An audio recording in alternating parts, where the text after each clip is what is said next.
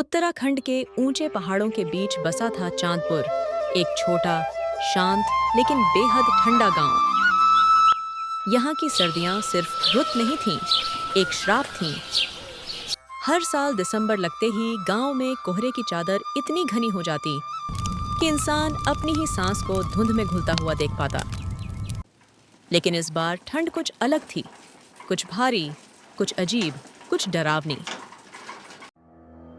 गांव के बुजुर्ग अक्सर एक बात कहते थे, सावधान रहना, जब कोहरे की ठंडी उंगलियां दरवाजे पर दस्तक दें तो समझ लेना वह जग चुकी है।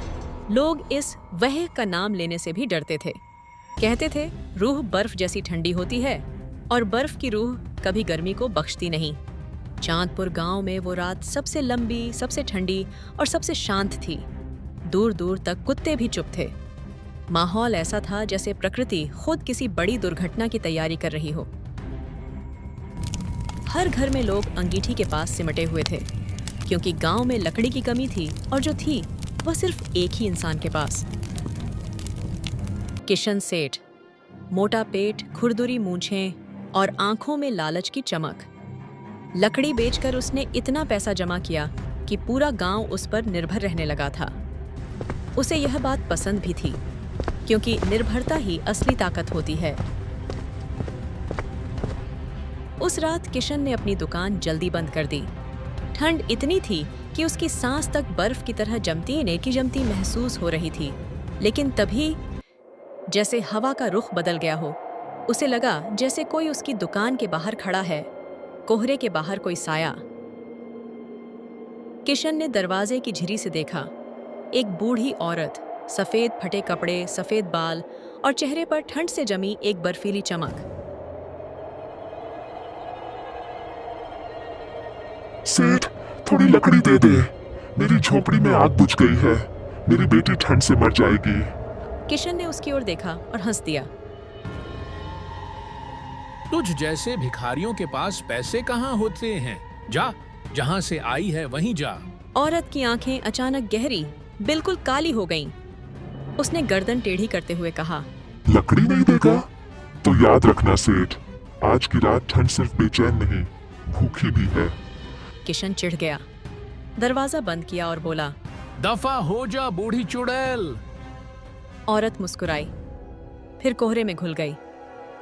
किशन के दिल में एक अजीब सा डर उतरा, लेकिन उसने उसे अनसुना कर दिया।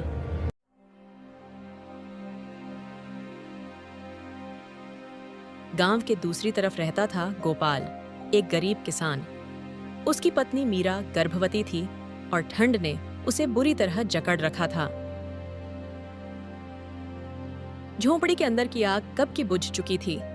मीरा कांपते हुए बोली, गोपाल, ये ठंड मैं सह नहीं पा रही, बच्चा भी शायद। गोपाल डर गया। वह बाहर निकला और तेज ठंड को अपने सीने पर झेलते हुए किशन सेठ की दुकान की ओर चल पड़ा।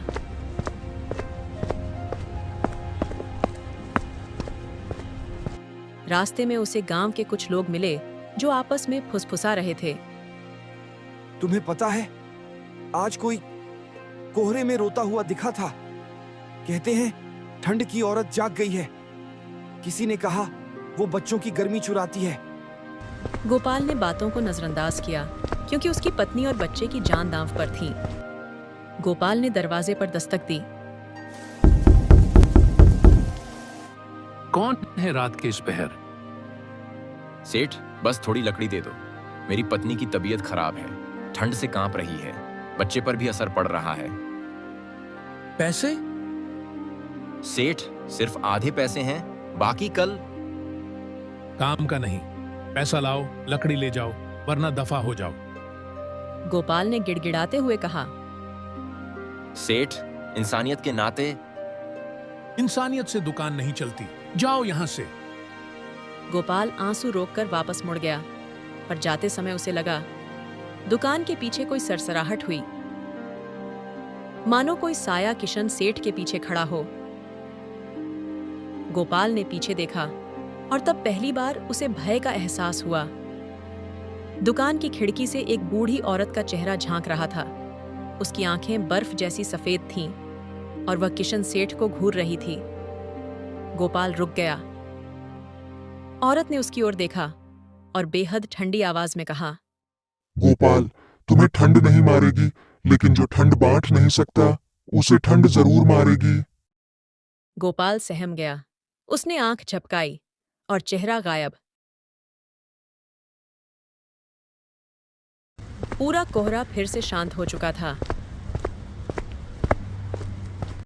उस रात आधी रात को गांव की एक लड़की पार्वती अचानक चीखते हुए बाहर दौड़ी। बचाओ, कोई मेरी गर्मी खींच रहा है, बचाओ।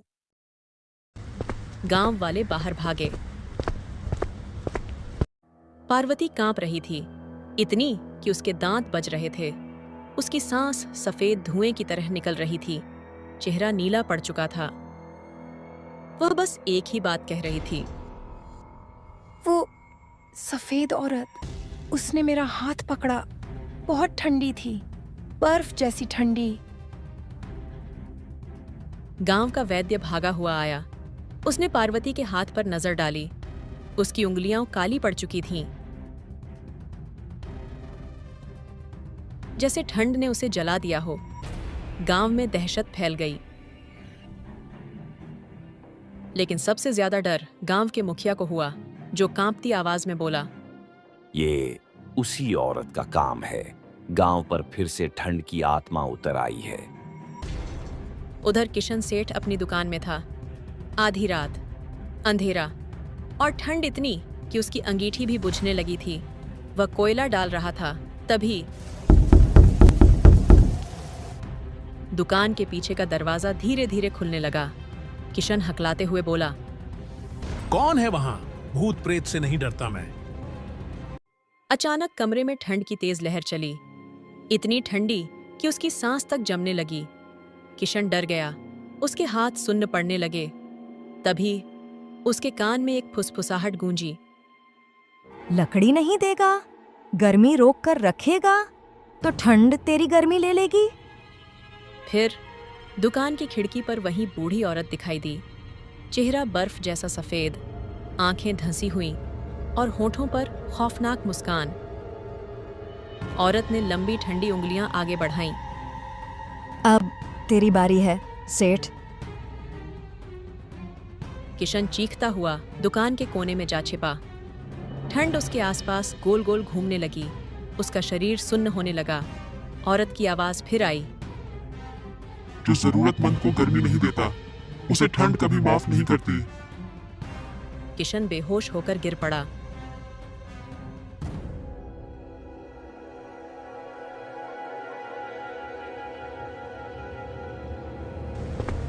अगली सुबह गांव वाले किशन की दुकान की ओर दौड़े। दरवाजा आधा खुला था और किशन सेठ भीतर पड़ा हुआ था, जमा हुआ, पूरी तरह बर्फ की परत में। चेहरा डर से तना हुआ, आंखें खुली, होंठ नीले, जैसे किसी ने उसकी सारी गर्मी चूस ली हो। गांव वाले दहशत में चिल्लाने लगे, ये ठंड की आत्मा की करतूत है। वह सच में लौट आई है। कोहरे में कोई घूम रहा है, लोगों को छूते ही जमा देता है। गांव के बुजुर्ग मुखिया ने कांपते हुए कहा, इस बार ठंड सिर्फ मौसम नहीं, भूखी रूहों का कहर है। किशन सेठ की मौत की खबर जंगल की आग की तरह पूरे चांदपुर गांव में फैल गई। हर कोई उसकी दुकान के बाहर जमा था। कुछ के हाथ कांप रहे थे, कुछ के चेहरे पर डर था, कुछ आंखें फाड़कर देखते रह गए।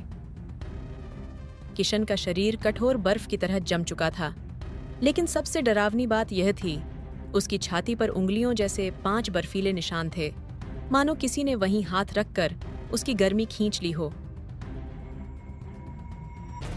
गांव की बूढ़ी दाई आमिनी धीमी आवाज में बोली, ये उस औरत का काम है, वो ठंड की रूह जो हर साल जागती है।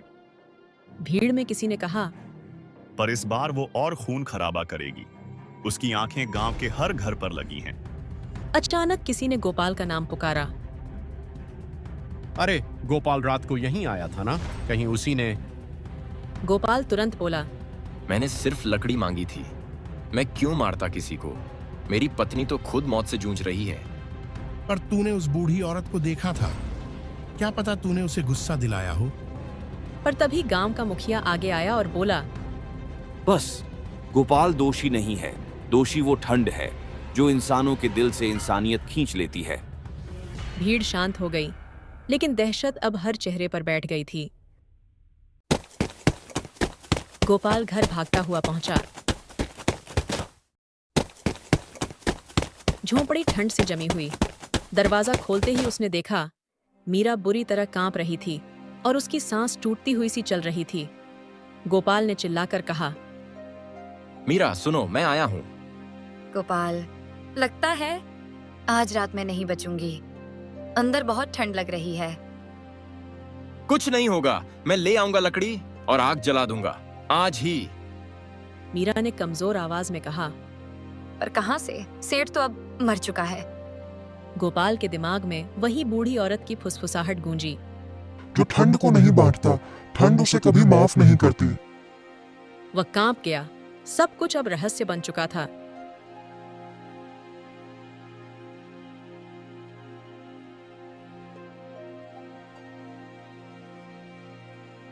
उसी शाम गांव वाले मुखिया के घर पर इकट्ठा हुए। पुरानी कथाओं में लिखा है, ठंड की आत्मा एक श्रापित रूह है। वो किसी समय इंसान थी, लेकिन अब वह गर्मी चुराने वाली बर्फ की औरत बन गई है। गांव के एक बुजुर्ग ने कहा, पर वो हर साल क्यों आती है? क्योंकि किसी ने उसकी आखिरी इच्छा पूरी नहीं की थी और उसकी रूह ठंड में भटकती रह गई। सबके चेहरे डर से सफेद पड़ गए। फिर मुखिया ने एक और बात कही, किशन की मौत यूं ही नहीं हुई। उसने कल रात उस औरत को ठुकराया था। जो जरूरतमंद की मदद नहीं करता, उसे ठंड मार देती है। गांव के मुखिया ने गोपाल को बताया, बर्फ की कंदरियां वह जगह है जहां ठंड की आत्मा कैद है। वो हर साल जागती है, लेकिन उसकी आखिरी इच्छा पूरी नहीं हुई है। अगर तुम उसे समझा सको और जरूरतमंद की मदद कर सको, तो यह भयंकर ठंड खत्म हो सकती है। मैं इसे रोकूंगा। मैं उसे अपनी पत्नी और गांव के लिए रोकूंगा। मुखिया ने उसे लोहे की अंगूठी दी। ये अंगूठी तुम्हें ठंड की रूह से बचाएगी, लेकिन ध्यान रहे, डर मत जाना, क्योंकि डर ही उसकी ताकत है। गोपाल और मीरा रात के अंधेरे में जंगल की ओर निकल पड़े। हवा इतनी तेज थी कि पेड़ झुक रहे थे। सारा रास्ता बर्फ और कोहरे में ढका हुआ था। जंगल के बीच में गोपाल और मीरा को एक खुला मैदान दिखाई दिया। चारों तरफ बर्फ की मोटी परत और बीच में एक सफेद बूढ़ी औरत का साया। गोपाल ने तेज आवाज में कहा, हम तुम्हारे पास आए हैं, हमें सब बताओ, क्यों इतना आतंक? औरत ने धीमे लेकिन डरावने स्वर में कहा, तुम इंसानियत का क्या करते हो, ये जानना चाहती हूँ। जो गर्मी बांटने में चूकता है, उसकी मौत निश्चित है। हमने तुम्हें नहीं ठुकराया। हमारी पत्नी और गांव की मदद करना चाहते हैं। मैं कभी इस गांव की लड़की थी। गरीब लोगों की मदद करना मेरी जिम्मेदारी थी, लेकिन लालची और निर्दयी लोग, सेठ जैसे लोग ने मेरी मदद नहीं की। मैं मर गई और मेरी आत्मा ठंड में कैद हो गई। अब मैं हर साल लौटती हूँ ताकि इंसानियत के बिना इंसान सजा पाए। तो हम क्या कर सकते हैं? जो गर्मी बांटता है उसे मैं नहीं छूती, लेकिन जो लालच और निर्दयता दिखाता है, उसकी गर्मी मैं चुरा लेती हूँ। मैं अपनी पत्नी की गर्मी बचाऊंगा और बाकी गांव वालों की भी।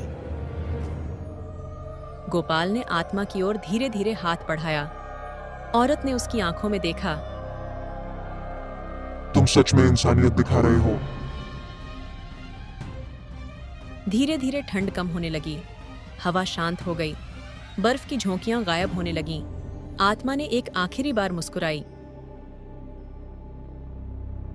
तुमने मुझे मुक्त किया, अब मैं लौट जाऊंगी और गांव को शांति मिलेगी। और वह धीरे धीरे कोहरे में घुल गई, जैसे कभी वहां रही ही नहीं। सुबह हुई।